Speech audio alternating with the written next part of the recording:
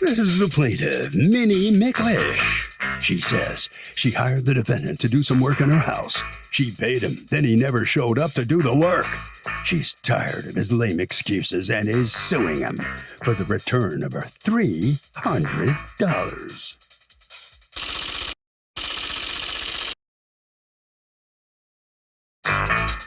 This is the defendant, Connor Lindsley Hamilton.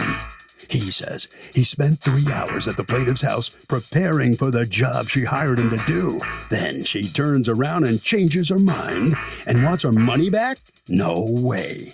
He called her numerous times to schedule the work. She's the one who backed out, and deposits are non-refundable, so he owes her $0. He's accused of blowing off a customer.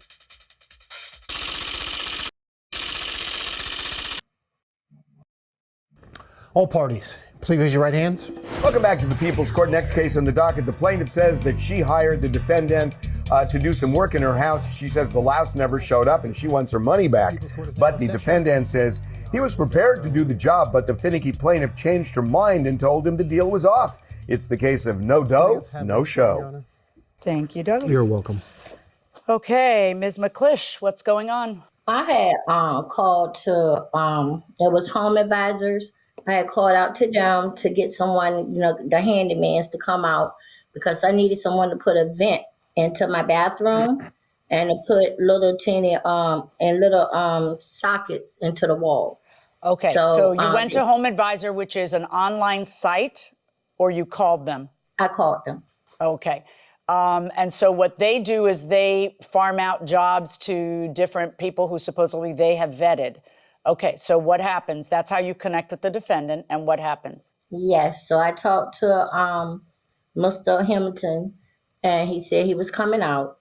So he came out on August the 8th, and then he waited for me a few. I was a little bit late. He waited for me a few. So I got here, and I talked to him, and I explained to him what I needed, the work that I needed done. He said, oh, okay, I can do that. He said, yeah. He said, just to put a vent in there. And he showed me what needed to be done. I said, oh, okay, because he sounded very professional. I said, okay, so this man know what he's talking about. So then afterwards, I told him, I said, well, I'm going to need the electrical outlets. Installment and the outlets. Yes, ma'am. And so he said, oh, I can do that. I could do that. He said, that is no problem. So I asked him, when can he get the job done? So he told me that he would be able to do the job on the 14th. 14th of what? August the 14th? Yes. Okay. And he was at my home on August the 8th. Okay. Okay. So I showed him what needed to be done in the bathroom. And I showed him the outlets that needed to be plugged in on the wall. But he told me, he said, well, Home Advisor did not tell me that they needed all of this done. He said, so you need to call Home Advisor and tell Home Advisor that the work that they wanted me to do, that you don't want them no more. You won't need them no more. You'll just deal with me. So I was like, oh, okay. So I called Home Advisor. Did you do that, Mr. Hamilton? Yes, I did. Okay, so you were going to cheat Home Advisor out of their commission, and that know that that's what he's doing. Yeah, of course it is, and that's that's what he's doing, Ms. McLish, and that doesn't worry you at all. That's not correct, though. Mr. Hamilton, I'll be with you in a second. Ms. McLish and only Ms. McLish. That didn't worry you at all? Yes, it did. Oh, well, but you were just played right along with it. You had no problem. You told Home Advisor. How'd that work out for you? Well, I called Home Advisor. Right, and you told them, I'm canceling the job, but then you actually hired him to go ahead and do that plus some more that you hadn't mentioned. I'm asking you, how'd that work out for you? Well, I Not so good, right? Because I see you here in court. And if you had stayed with Home Advisor, they would just refund your money. But you didn't, so that's why you're in court. You know that, right? They did refund my money. No, I know, but if a guy, you want this defendant to pay you back the deposit because according to you, he never did the job and never showed up and you kept making excuses. He has a different story. He says you're the one who was unavailable. We're going to get to both of that in a second. What I'm telling you is if this problem arises in Home Advisor where you've hired somebody and they won't show up, guess what Home Advisor does? No questions asked. Returns your money. So you would be in that position. I never knew that. Well, you did know that because Home Advisor returned your money when you lied and said you were canceling the job. Okay, so here we are. Now you're dealing directly with him, and he's supposed to come over, according to you, and do the job on the 14th. What happens on the 14th? So on the 14th, he never showed up.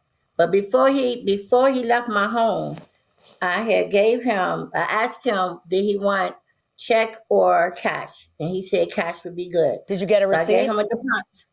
I had him to sign my book. Good. All right. That's good. And I gave him a cash deposit of $300.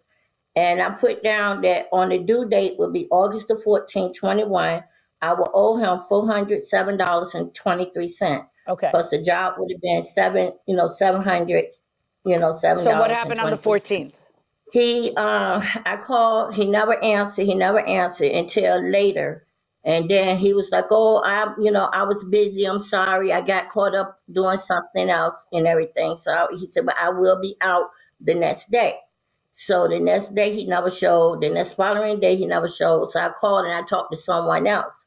And the other person that I talked to said that he was busy, that he didn't forget he'd be coming out. Okay, so then I called back again and I talked to him again. And he told me, he said, "Oh, don't worry about it. I'm going to have Mike to come out and do the work." He said, because he know how to do that. I said, "Okay, when?" So he told me, "Oh, well, Mike will be out on Saturday," which was a couple of days later. So I waited. He never came. So I kept calling, and it was always an excuse. And the last time that I talked to him, he told me, "Oh," and I told him, I said, "I want my money back." I said, "Because you're giving me a bunch of runarounds." And I said, "I want my money back." And he said, "Okay." He said, "Well, I will send you," he said, "I will send you a cash checkout by mail within a couple of days, 2 days." So that I never did receive it. So I waited for a few days, called him back. He told me that he was waiting for them to send him a confirmation number, so that way he could send me my check. And I know for who to send him a confirmation number? The post office. For the post office to send him a confirmation number so he could send me my check. He said, "When I get that number, I'll send it to you."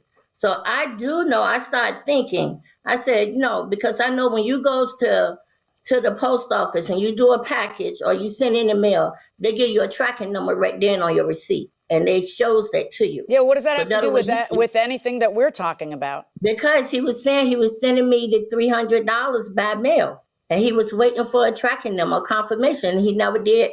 He never did. All right, let me hear from Mr. mail. Hamilton. Go ahead, Mr. Hamilton. Let me hear your version. What happened here? So I went out and I did the inspection. Initially, Home Advisor advised me that it was just a vent installation. So for one, she had a fall vent in there, which I explained to her I would have to cut a hole into the siding above the window to replace the new vent, which wasn't covered under Home Advisor. All right. So then she came up with the outlets. I went ahead, I went through each room with her with the outlets. I contacted my cousin, who was the contractor I was having do the electrical because he's an E2 electrician. So I went ahead, I contacted him. He stated because of the age of the building, if each room does not have an independent breaker, we need a special type of outlet that has its own breaker. He reached out to her and spoke with her, made her aware of these issues, went ahead and attempted to set up a date with her. He said he would call her back. Can you hold on a second before we get to that? Had you already given her a price for the outlets and the vent of $700 and? Yes.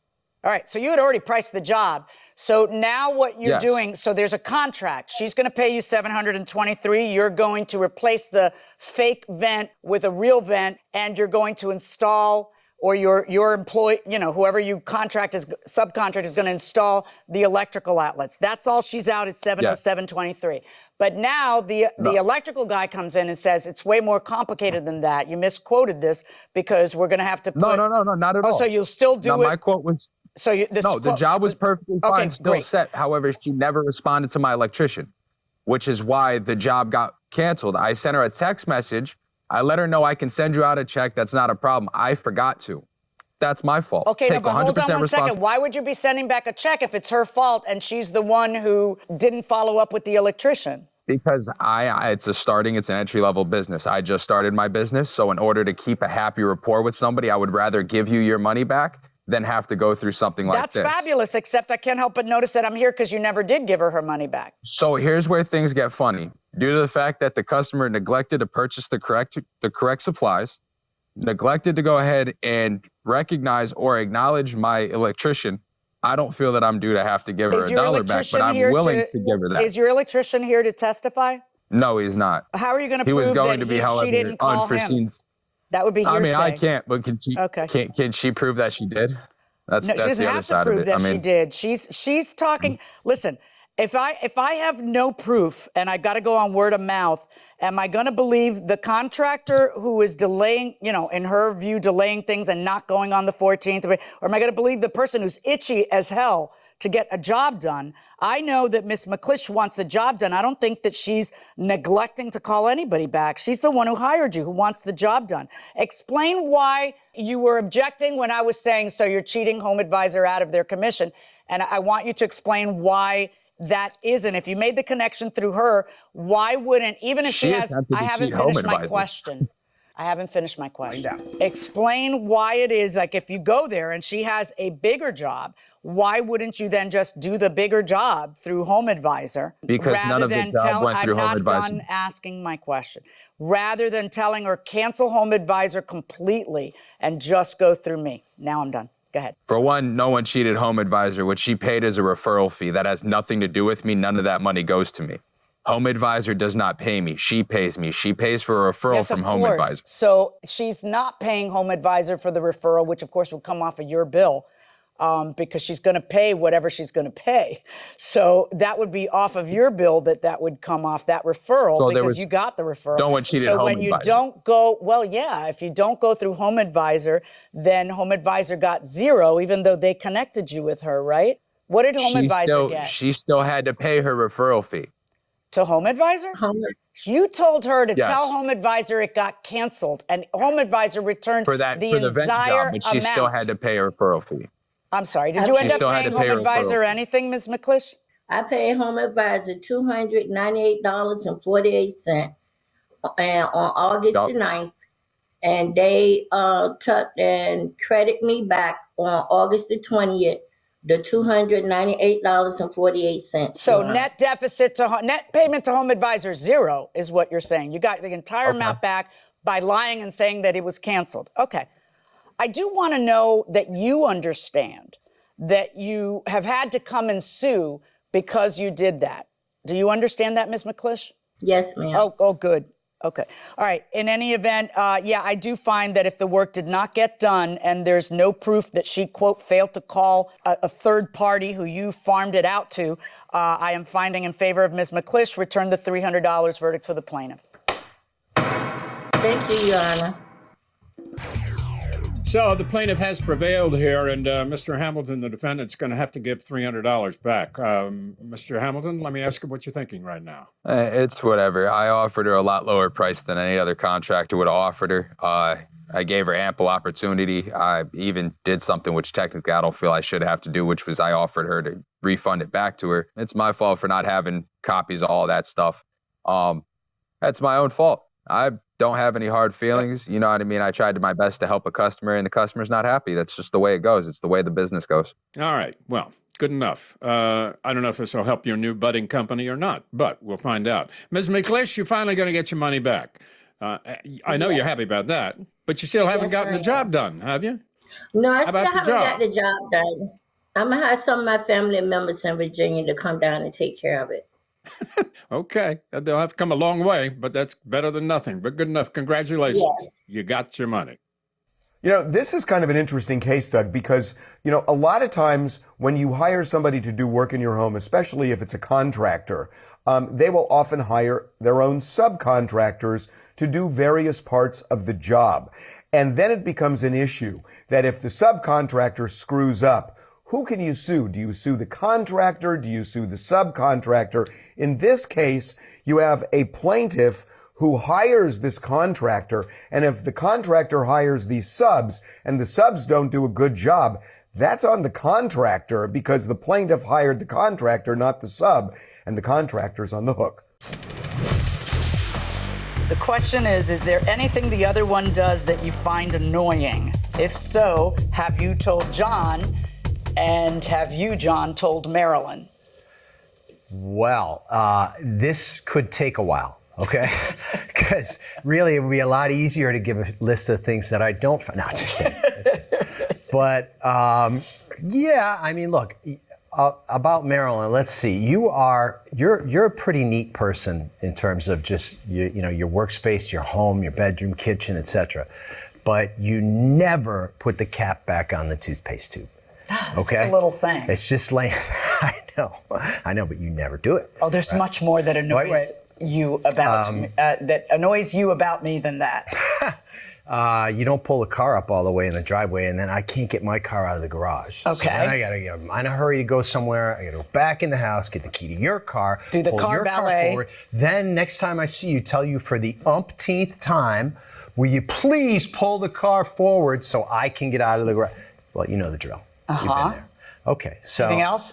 Why don't you tell me? No, go That ahead. can't possibly be something I annoy you. You snore like a lumberjack. Okay. Okay. That's medical. No, that's not medical. It's just all you got to do is put your little mouth brace in, and then hate what you that do is thing. you spit it out in the middle of the night and wake me up every night. Right. And then okay. what you do? Then you wake me up. That's right. I'm You're not going to be waking up snoring. alone. Why you didn't have to wake me up to Put tell the me I mouth was brace snoring? back in. know I I'm- can't. I'm going to. You're right. I'm going to shove it into you the next time. You're going to wake up and I'm just going to be shoving it in there. Okay.